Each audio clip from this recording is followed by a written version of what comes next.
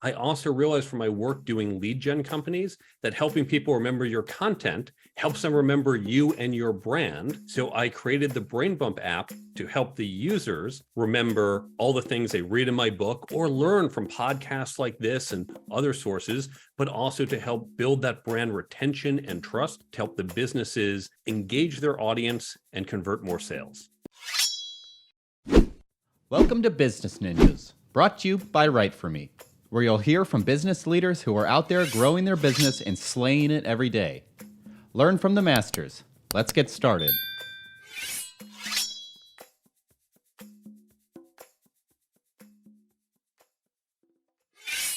Hi, and welcome to another episode of Business Ninjas. I'm here today with Mark Herschberg, creator of the Brain Bump app. How are you doing today, Mark? Doing great. Thanks for having me on the show today. My pleasure. Thanks for spending some time with us on Business Ninjas. Please tell us a little bit about yourself and about the Brain Bump app. I have an interesting background. I came out of MIT, started as a software developer, and went on to be a CTO, CPO of different tech companies. But along the way, I wound up teaching at MIT for over 20 years. And so in addition to building tech companies, I've been teaching leadership, career skills, networking, negotiation, all those important skills no one ever taught us. I wound up putting that into a book, The Career Toolkit, Essential Skills That No One Taught You. But I recognized that people would read the book and forget the content there. I wanted to create a way to help them remember the content. I also realized from my work doing lead gen companies that helping people remember your content helps them remember you and your brand.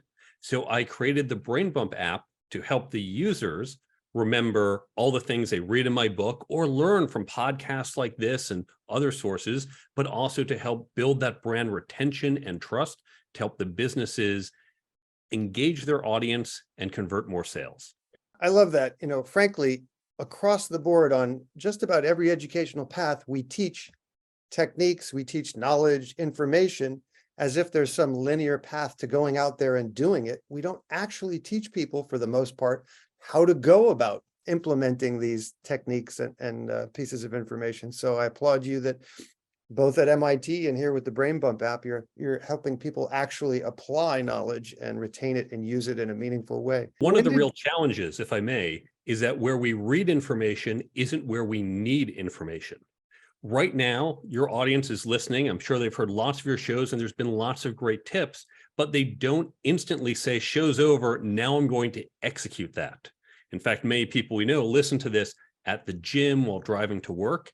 And so there's that disconnect. In fact, they might say, that's great for a project I'm doing next month or in 2 months. And the concern is that they're going to forget between now and then.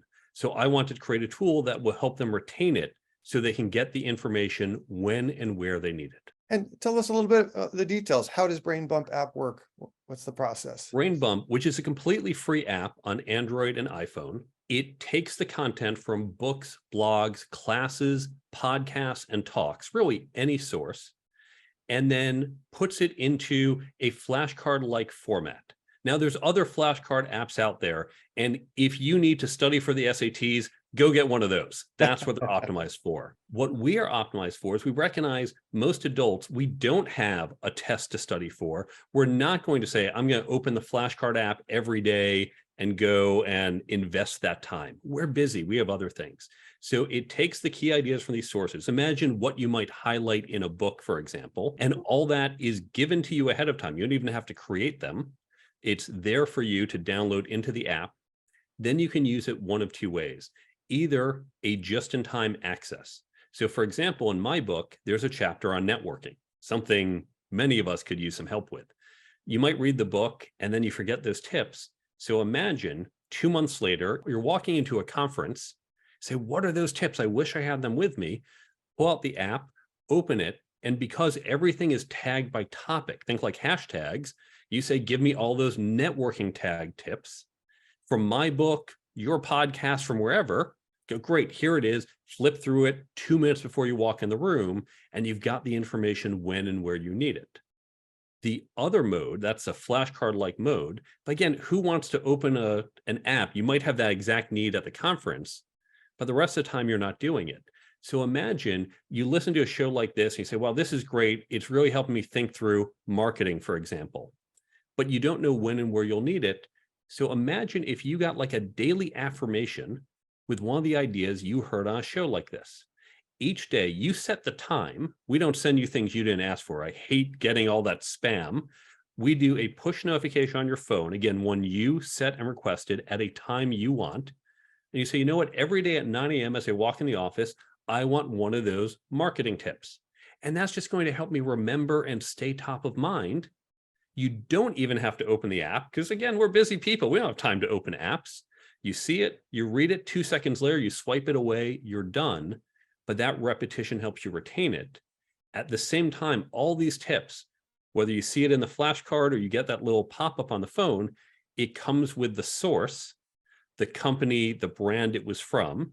And so that's building that brand recognition for the content creator, and it's all hyperlinked. Now, this is important because so often the content we create is shown linearly. Yep. We put things on social media, but the problem with social media is say, okay, well, this is great, but this isn't my problem today. I'm going to ignore it. And no one's looking at your social media from 6 months ago to try and solve their problems. We don't organize chronologically. It's done by topic. So people, instead of you push it out and see what sticks, people pull, it's pull media, what they need when they need it. So if I need these tips at 9 a.m., or maybe I say, I've got a meeting next week, and this advice you just gave me, that's going to be so good. I want to remember that right before the meeting. You can set up the time so it pops up right before the meeting. You pull what you need when you need it. And because they're hyperlinked, you might say, okay, this is a good idea. I need more. Because you just gave me the kind of 2-sentence key point. They can click through to your old podcast episode, your old blog post, might be from 2 weeks ago, might be from 2 years ago, but the content's evergreen. So you're driving traffic to your back catalog. Excellent. Excellent. And when did you launch Brain Bump app? We came out in Q4 of 2022. That's when we launched the first version. We're recording this in the summer of 2023. We have actually a big release, Brain Bump 2.0, that's coming out in July 2023, that has a lot more feature functionality, more advanced favorites lists, more fine-grained control. If you don't want to get the notification every day, you want it just once a week, we'll give you that control. And if we don't yet have the content you want, where I think of us like Netflix, we're always adding new content, we're always growing. Netflix takes it away, we don't take it away. But if we don't yet have what you want, in release 2.0, we'll let you add your own content, your own tips, so you've got what you want in your pocket with you at all times. Excellent. Excellent. And this is a free app. Have you monetized this? Are you making revenue from this app? It is free for everyone. I've built a lot of tech companies in my career, and what I've learned is create value before you start to request value. It is free. The app will always remain free. Now, there are different ways we can monetize in the future. We might, for example, sell a premium version of the app that has more functionality, but everything I just described will always be free. I'd like to keep it ad-free. There's another way we could go. So there's some different models, but it is free for everyone right now. Excellent. And do you have any competition in this space? Are there any similar apps out there? And if so, what makes you guys stand out from the competition? There are some apps in a similar space, but with a different value proposition. I'd call it similar to, if you think motor vehicles, if we have a sedan, there are pickup trucks, there are compact cars. You're only going to have one probably, but they're really optimized for different things. And so if we look at who else is in the space, you do have flashcard apps. Anki is, of course, the number one in the space. And again, if you want to learn those SAT words, or you have that test, they're optimized for that because they are a true flashcard. They'll check your answers. They'll look and say, oh, you're having trouble with this. We'll give you more of this. They're great at that. And we are not going to be that. We are for the adult who says, I want to retain and remember, I'm not going to invest a lot of time. I'm not going to put in this 15 minutes a day that you're supposed to do with a true flashcard app. And we, of course, give the content. Now, this makes us different from other apps like, say, Readwise. Readwise is out there. Readwise lets you capture ideas that you're reading, and puts it in there. And the interface is different. They'll email you those ideas every day, but I know our email boxes are really full. That's why I didn't want to go the email route. But there you have to put in all your own content. And one of our key advantages is we have the content creators, the authors, the podcasters, they put that content in there for you. Now, since we don't have everyone in the world, you can add your own, but it's given to you already. And we have it's not just reading, it does come from these other sources. And do you have a sense of who your customers are? Who's using this app? We have two sets of customers, the way to think of them, or two sets of users. We have our content creators and content consumers. The content consumers, these are typically white collar adults who like to learn, usually professionally. And most of our content, because we just launched, we focus primarily on business content. Although later this year, we'll be expanding into, for example, relationships, successful marriage or other areas. Think broader self-help. So it's adults who listen to podcasts like this, adults who read books, who maybe do online webinars, who are trying to learn, often in a self-development or professional development sense. Those are the app users.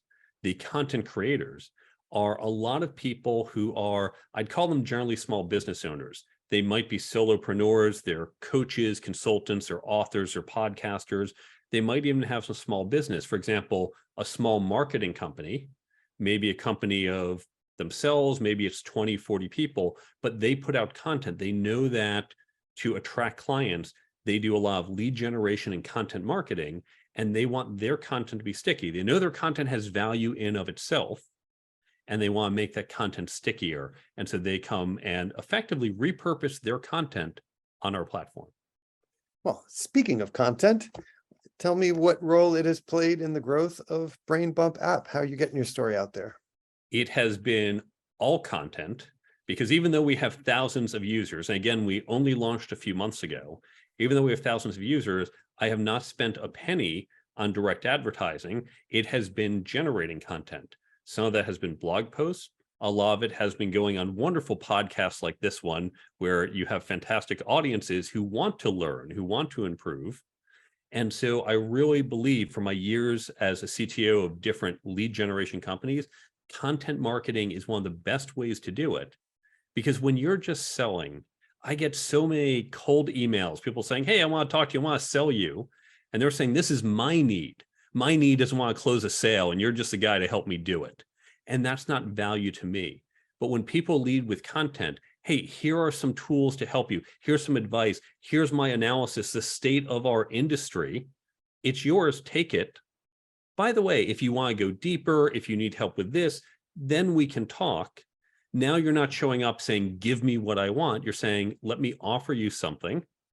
And if this works for you, and if what else I have works, then we can go further. So content marketing is a better way to establish that relationship, because you are giving instead of just coming to take. You see my smirk. I do indeed. I know you know the space. You live the space. This is not a paid endorsement. I did not ask this man to say every word he just said, ladies and gentlemen.